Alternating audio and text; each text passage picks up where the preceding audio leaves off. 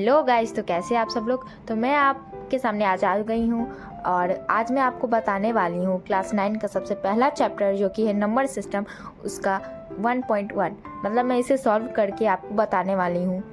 तो चलिए हम लोग इस वीडियो को स्टार्ट करते हैं।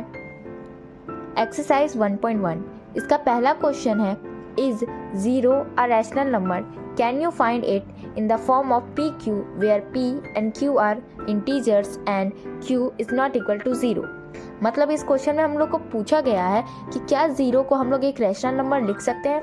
आप सबको तो पहले से पता है कि रैशनल नंबर मतलब क्या होता है। रैशनल नंबर मतलब एक ऐसा नंबर जो कि P बाई Q के फॉर्म में लिखा जाए, मतलब न्यूमरेटर बाई डिनोमिनेटर लिखा जाए और नीचे वाला जो डिनोमिनेटर है वो कभी भी 0 ना हो। तो क्या हम लोग 0 को ऐसे लिख सकते हैं? तो चलिए आइए इसको हम लोग बना के देखते हैं। Number system exercise 1.1।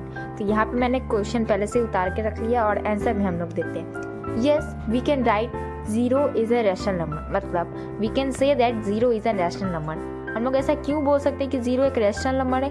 क्योंकि हम लोग 0 को P बाई Q के फॉर्म में लिख सकते हैं। We write it in the form of PQ as 0/3, 0/4, 0/9 और 0/6। 0 को हम लोग 9 से डिवाइड करते हैं तो जो आंसर आएगा वो 0 आएगा। लेकिन अगर हम लोग 0 को नीचे और 9 को ऊपर लिख सकते हैं तो ये जो आंसर आएगा वो नॉट डिटरमाइन होगा। वही हम लोग का यहाँ पर हमेशा रैशनल नंबर में दिया जाता है कि Q कभी भी हम लोग 0 नहीं ले सकते, क्योंकि अगर हम लोग Q 0 ले लेते हैं तो आंसर जो आएगा नॉट डिटरमाइन आएगा। इसीलिए हम लोग 0 को रैशनल नंबर के फॉर्म में तभी लिख सकते हैं जब हमारा न्यूमरेटर 0 हो और डिनोमिनेटर कोई नंबर हो।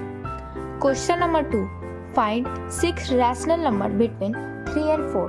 मतलब हम लोग को 6 रैशनल नंबर फाइंड करना है 3 और 4 के बारे में। Find 6 rational number between 3 and 4 given 3 and 4 are the digits. और हम लोग इसको कैसे बना सकते हैं? आपको पता है कि ये दोनों जो है वो एक क्या कहते हैं, नेचुरल नंबर भी है और होल नंबर। हम लोग इसको भी नेचुरल नंबर बोलते हैं। नेचुरल नंबर के बीच में जितना भी डेसिमल में होता है ये सब रैशनल नंबर होता है। आप सबको पता है ये चैप्टर्स में।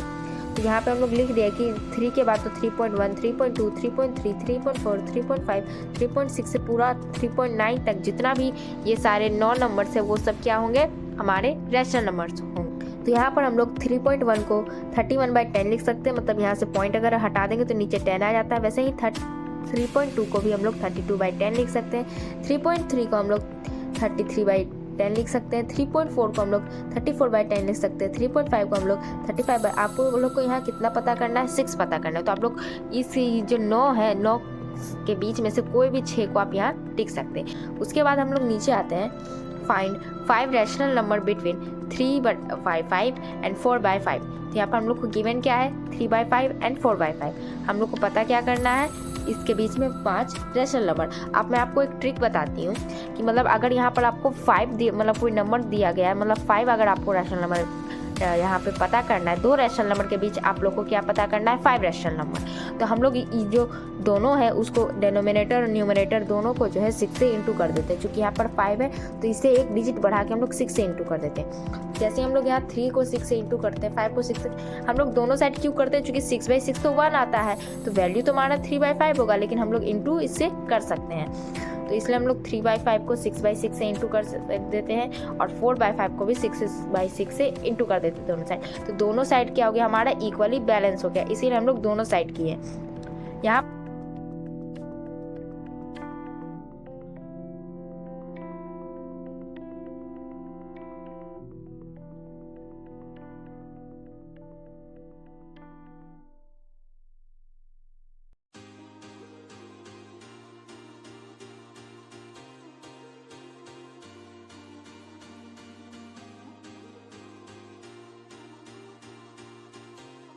फोर्थ क्वेश्चन आता है, वो हमारा आता है state whether the following is true और फॉल्स। मतलब हम लोग को इस सबके बीच में ट्रू और फॉल्स बताना है। तो सबसे पहला क्वेश्चन हमारा, every natural number is a whole number. आप सबसे पहले हम लोग को बताइए कि नेचुरल नंबर कहाँ से स्टार्ट होता है, कहाँ तक एंड होता है। यस आप सही बोल रहे हैं। नेचुरल नंबर जो होता है वो हमारा 1 से लेके इन्फिनिटी तक होता है और होल नंबर हम लोग का क्या होता है? यस होल नंबर हम लोग का 0 से इन्फिनिटी तक होता है। तो जितना भी नेचुरल नंबर है वो सारा होल नंबर है। यस, वो सारा होल नंबर है, क्योंकि नेचुरल नंबर तो 1 से स्टार्ट होता है और होल नंबर 0 से स्टार्ट होता है। तो मतलब 1 से जितना भी इन्फिनिटी तक है वो सारा होल नंबर में आते हैं, इसलिए every natural number is a whole number. तो इसका जो आंसर हो जाएगा हमारा वो हो जाएगा ट्रू। अब सेकंड क्वेश्चन की तरफ बढ़ते हैं। Every integer is a whole number. आप हम लोग को बताइए कि इंटीजर कहाँ से स्टार्ट होता है। यस, इंटीजर जो होता है वो माइनस इन्फिनिटी, 0 और पॉजिटिव इन्फिनिटी होता है टोटल। मतलब जितना भी आप -1, -2, 0, 1, 2 जितना भी आप देखते हैं तो वही हो जाता है माइनस इन्फिनिटी से लेकर इन्फिनिटी तक। और होल नंबर तो आप सब ने मुझे बताया ही कि होल नंबर 0 से स्टार्ट होता है और वो सिर्फ इन्फिनिटी तक जाता है। तो क्या सारे इंटीजर होल नंबर में आते हैं? नहीं आते हैं। जैसे कि -1 होल नंबर का पार्ट नहीं है, -2 होल नंबर का पार्ट नहीं है, -3 होल नंबर का पार्ट नहीं है। तो इसका जो आंसर हो जाएगा वो हो जाएगा हमारा false. Third question, every rational number is a whole number. हम लोग को पता है कि रैशनल नंबर p/q का फॉर्म में होता है, मतलब 1/3, 2/3 ये सारे रैशनल नंबर आते हैं। लेकिन जो हमारा होल नंबर है वो सिर्फ एक 0 से इन्फिनिटी तक रहता है। तो जितना भी रैशनल नंबर है वो हमारा होल नंबर का पार्ट नहीं होते हैं। तो इसका भी जो आंसर है वो हो जाएगा हमारा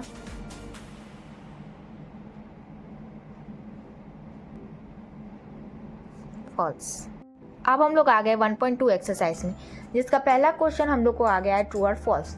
तो इसका ए नंबर हम लोग देखते हैं, is every irrational number is a real number. तो इररेशनल नंबर एक ऐसा नंबर होता है जिसको हम लोग p/q के फॉर्म में नहीं लिख सकते। और रियल नंबर तो आप सबको पता ही है, 1, 2, 3, 4 ये सारा रियल नंबर है। तो क्या every irrational number is a real number? Yes, every irrational number is a real number. क्योंकि इररेशनल नंबर में आप मतलब रियल नंबर में आपका इररेशनल नंबर भी आता ही आता है। जितना भी दुनिया में नंबर है वो सारा रियल नंबर है, इसलिए every irrational number is a real number. तो इसका जो आंसर हो जाएगा हमारा वो हो जाएगा ट्रू। फिर दूसरा क्वेश्चन है, every point on a number line is in the form of √m where m is a natural number. मतलब जितना भी पॉइंट है हमारा नंबर लाइन में वो क्या √m की फॉर्म में है, कि नंबर लाइन में हमारा आता है 1, 2, 3, 4, 5, 6 भी आता है। और यहाँ पे हम लोग को दिया गया कि √m, जहाँ पर m नेचुरल नंबर है। तो चलिए मान लेते हैं हम लोग जो नेचुरल नंबर लेते हैं वो लेते हैं 3। तो क्या नंबर लाइन में हमारा √3 रहता है? नहीं। क्या हमारा √4 रहता है? हाँ, चूँकि √4 तो 2 रहता है। तो जितना भी पॉइंट हम लोग का दिया गया नंबर लाइन पे वो हर पॉइंट √m की तरह नहीं है, जहाँ पर m नेचुरल नंबर। तो इसका आंसर जो हो जाएगा वो हो जाएगा फॉल्स। रीड कर देती हूँ, every real number is an irrational number.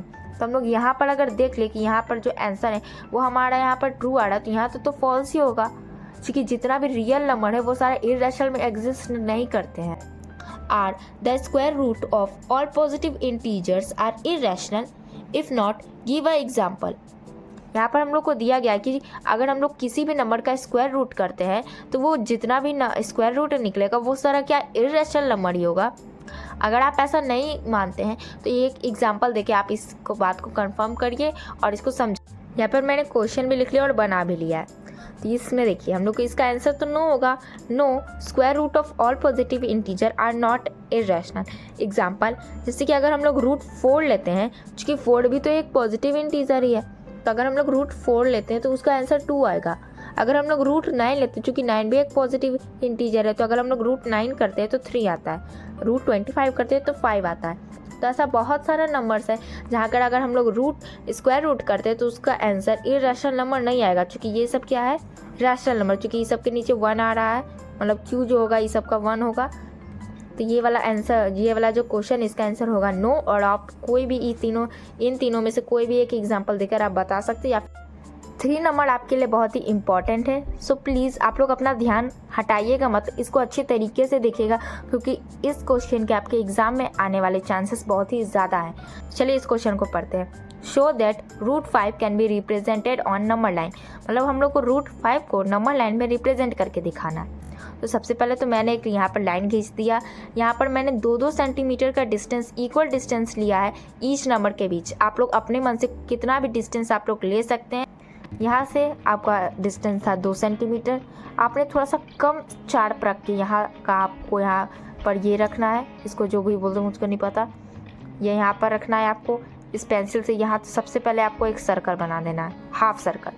फिर आपको अपना ये जो नोक है उसको यहाँ रखना है, आपको यहाँ एक आर्क बनाना है, ठीक। फिर आपका नोक को फिर यहाँ से रख के आपको यहाँ एक नोक बनाना है, ओके। यहाँ का नोक रख के आपको यहाँ पर एक आर्क बनाना है। ये एक छोटा सा मैं आपको इसको पेन से करके दिखा देती हूँ, यहाँ पर ज़रूरी है। और यहाँ पर जो आपने बनाया उसको रख के आप ऐसे बना दीजिए यहाँ पर, ओके। उसके बाद आप क्या करिए, यहाँ से एक सीधा लाइन खींचिए, मतलब ये दोनों पॉइंट जो आपका मिल रहा है उससे एक सीधा लाइन खींचिए यहाँ पर, हो गया। ये लाइन एकदम सीधा बनेगा आपका, देख लीजिएगा, ये एकदम सीधा बन गया आपका। 2 के पॉइंट पे जहाँ पर आपका था, देखिए 2 के एकदम ऊपर बनाइए ये वाला, जहाँ पॉइंट ऑफ इंटरसेक्शन वहाँ पर स्केल लगा के आपको एकदम सीधा लाइन खींचना है, हो गया। उसके बाद आपको क्या करना है कि यहाँ जो 0 है उसको इस पॉइंट से जाके मिला देना जहाँ पर आपका सर्कल से ये लाइन पहली बार टच हुआ। तो आपको इस पॉइंट को यहाँ से मिला देना, ये सीधा लाइन मिलेगा। तो आपको ये ट्रायंगल जैसा दिख रहा है, आप देख सकते हैं ये ट्रायंगल बन गया है।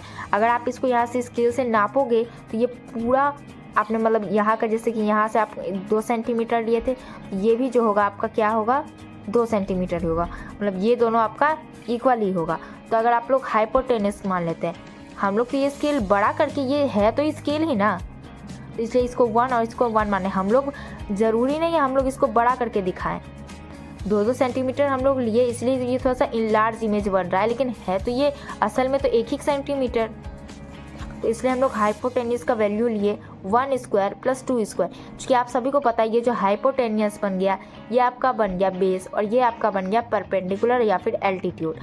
तो जब आप हाइपोटेनस निकालने का होता है तो पाइथागोरस थ्योरम आप लगा सकते हैं। ये है 1 और ये 1 1 2, तो आपका जो हाइपोटेनस हो जाएगा वो हो जाएगा under root 1 square plus 2 square. 1 का स्क्वायर हो जाएगा 1, 2 का स्क्वायर हो जाएगा 4, अगर 4 और 5 1 को प्लस करेंगे तो आपका आंसर आ जाएगा 5। तो आपका हाइपोटेनियस क्या आ गया √5।